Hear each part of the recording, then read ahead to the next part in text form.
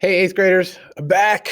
You just saw me, and now you thought you were done with me. So this will be shorter, I think. What I'm supposed to do here is present to you the first fallacy, and it's the either or fallacy. Okay, so here's the thing.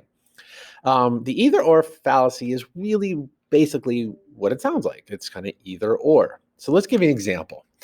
The either or fallacy is an argument that presents only two options or sides when there are many options or sides. For instance, I could say to all of you, and Mr. Patini could too, and Mr. Cush and Mrs. Erickson, actually, I think Mr. Patini did say this.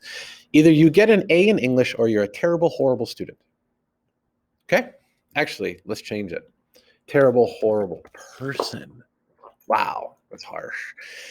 The point of an either or is that the way an either or argument wants you to, let's call it what it is, it's a fallacy, wants you to think is this.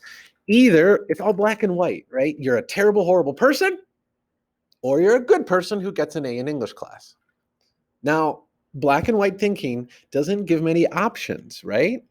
There's not a good option there other than, I want to be a good person, Mr. Slavey. I don't want to be a terrible, horrible person.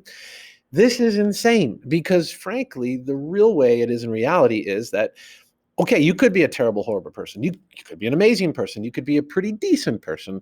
You're struggling with homelessness while going to school. That's why it's hard. Someone in your life is in crisis. There's cancer or there's a sickness. Reading is hard and you're ashamed of that. You battle with depression or you battle with dyslexia or you battle with attention and focus. You are naturally gifted and English is just really easy. It's nothing special. You're not that awesome. Or you've never worked harder for anything in your life and that A is the most incredible achievement ever. Or maybe you cheated at every point you got. There are a million reasons why someone could get an A or not get an A. It's all gray. It's never black and white. But that's what this fallacy wants you to do. So here's a couple more examples. All right, either you support me and you're my friend, or you're against me and we are not friends.